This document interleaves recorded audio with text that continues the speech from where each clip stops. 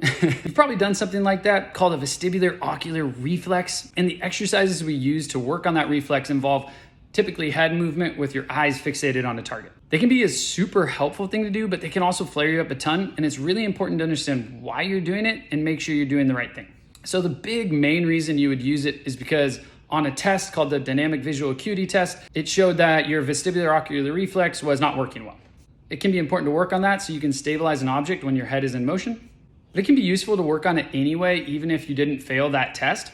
And that's because it can help to desensitize to that motion. Quite often people will take that test, it looks completely normal, but they get dizzy. People do the test and they can pass the test, but they're incredibly symptomatic. I used to have that happen to me. It's not that your vestibular ocular reflex isn't working or isn't powerful enough or anything like that. It's that you're just symptomatic when you move your head.